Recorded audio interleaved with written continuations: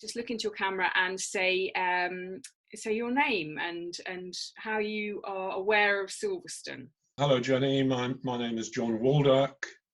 I've known about Silverstone since I was about 10 years old, as I lived at a little place called Brackley, which is just south of Silverstone. Way back, if you wouldn't mind, to May the 13th in 1950. The day was started very early.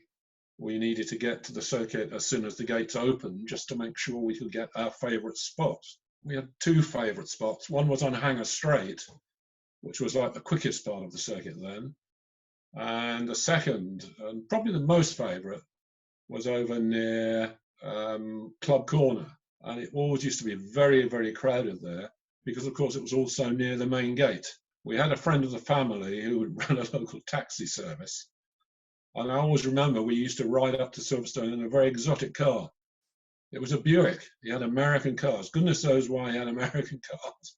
We rode in this Buick saloon, and he used to drop us in the woods in a place called, I think it was Hazelborough Woods, which was on the right-hand side of the A43, just past the Green Man pub, which is still there, I think, the Green Man. So he used to drop us in the woods, and then we would sort of trail our way through a track which ran through the woods and come out pretty well opposite the main entrance to Silverstone then, and make our way into the circuit, pay our 6 shillings entry fee, which was a lot of money in those days. And that gave you entry to anywhere around the circuit. You could sort of wander around the whole circuit if you wanted. So we would find our spot over near Club Corner. And I mean, the crowd, certainly for that race, because there was a very, very big crowd, I think it was 8 or 10 deep at the ropes.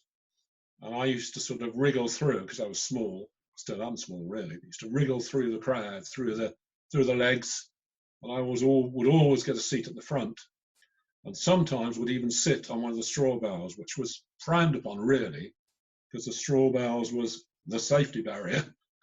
You were up at 5:30. At 5:30. When did racing begin?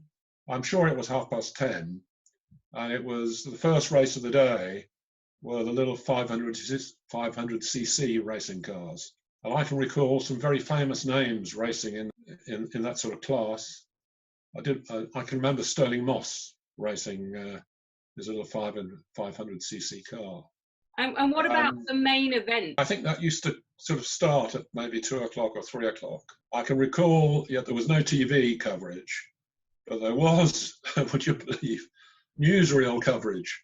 And I can recall seeing the cameras mounted on top of the cars, driving up and down the centre of the circuit, getting pictures at certain corners as the race progressed. From what I can remember, there used to be a parade of the drivers before the race. I think they used to probably be driven around in a sports car or something else, and they would sort of wave to the crowd with their national flag, because it was a very nationalistic sport in those days. Everybody raced in the colours of their country. Red for Italy, blue for France, yellow Belgium, and of course British racing green. So it was very nationalistic, I think.